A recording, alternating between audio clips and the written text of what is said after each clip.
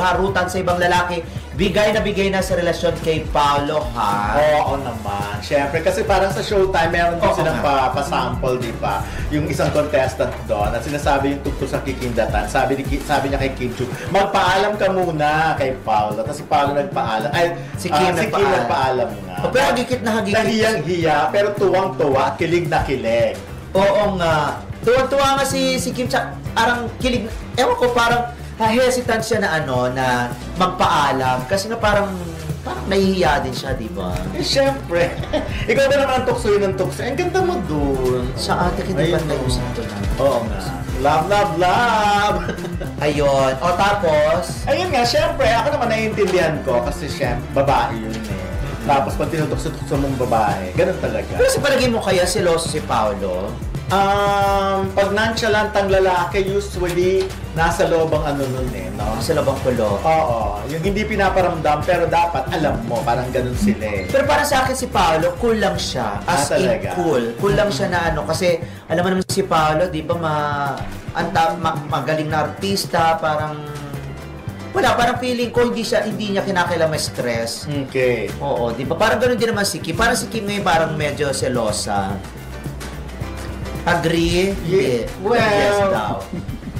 Hindi. Sa tagal na pakikipagrelasyon ni Kim, wala ka masyadong nababalitaan na gano'n. Yung nagsiselos siya. Nananakal siya or mahigpit siya or matindi siya magselos. Parang di yata pwede yung nananakal si Kim kasi malaki ng mga jowa niya. Kaya ang tagal ng relasyon. But anyways, mapagtiis lang talaga si Kim. Tingin ko ganun talaga. Parang totoong parang dalagang Pilipina rin talaga na nagtitiis. Pero dapat may hangganan, may sacrifice. Ikaw ba hanggang kailan ang pagtitiis mo? Selosa ka ba? Pag masakit na talaga. Yung pinasok na relasyon. Ang init. Ang laki na airco. Hindi totoo. Mapagtiis ka ba? Oo naman. Pero one big mistake, goodbye. Oo nga. Yun. Ako kasi, seloso talaga ako, Pero, noon yun, to the point na nagbabantay pa ako sa labas ng bahay, sa loob ng sasakyan. Oo, gano'n. Gano'n ako kabaliwag. Kaya nga, parang ugali ng mga tsaka. Ugali ng mga tsaka yung ganyan. Hindi ugali ng mga magaganda. Kung sino yung mga magaganda, yun talaga yung selosa. Di ba magaganda nga, selosa pa. Yung mga tsaka, siyempre wala na silang dapat ipagselos kasi wala na...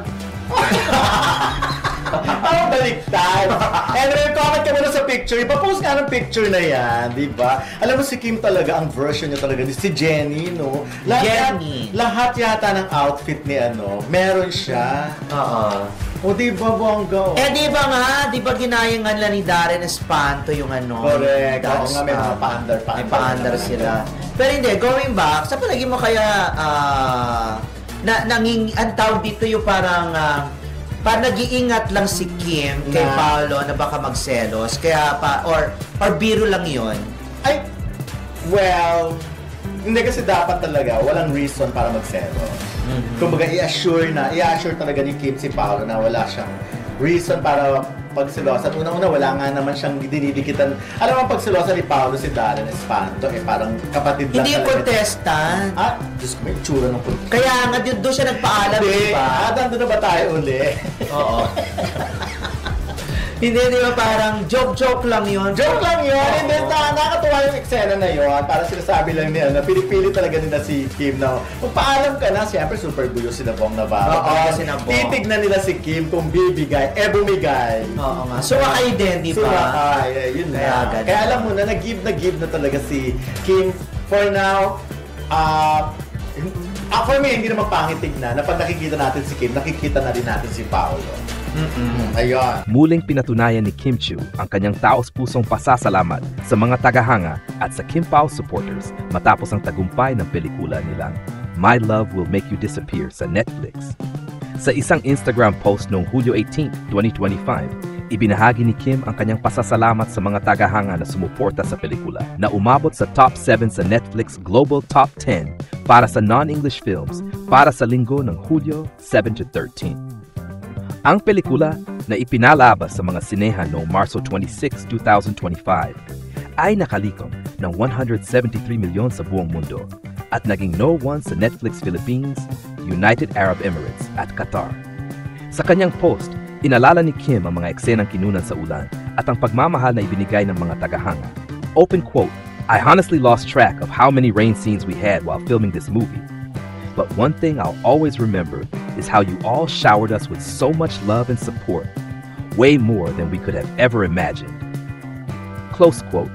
Ang My Love Will Make You Disappear ay isang romantic comedy na sumusunod sa kwento ni Sari, isang babaeng naniniwalang may sumpa na nawawala ang mga minamahal niya, at ni Jolo Paulo Avellino, isang landlord na nais na lamang mawala. Ang pelikula ay idinirek ni Chad Vidanes at isinulat ni na Prime Cruz, Patrick Valencia at Isabella Policarpio. Para sa mga hindi pa nakapanood, available na ang pelikula sa Netflix.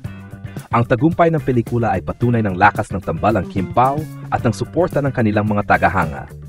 Ang kanilang unang proyekto, ang teleseryeng Linlang, ay naging matagumpay din at available na rin sa streaming platforms. Sa kanyang pasasalamat, pinuri ni Kim ang buong production team at ang mga tagahanga na patuloy na sumusuporta sa kanya.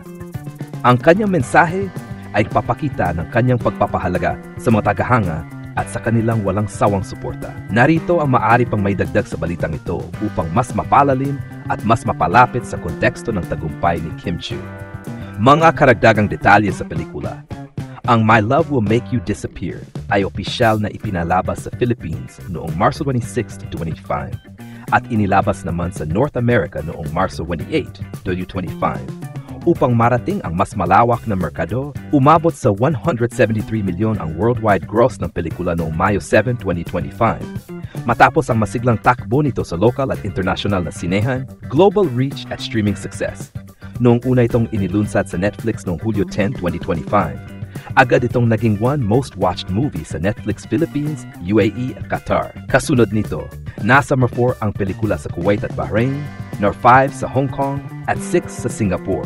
Bagong love team at kinikilala ng industriya.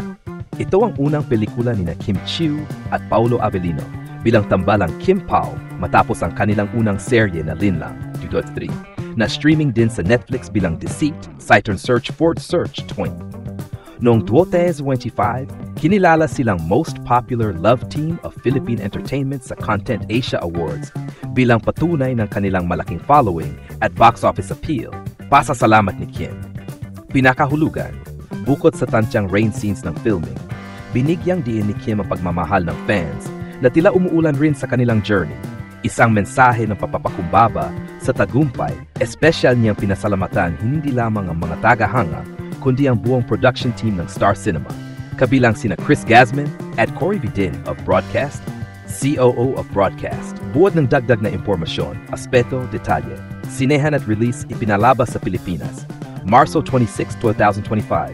North America, Marso 28, 2025. Box office, 173 million worldwide as of May 7, 2025.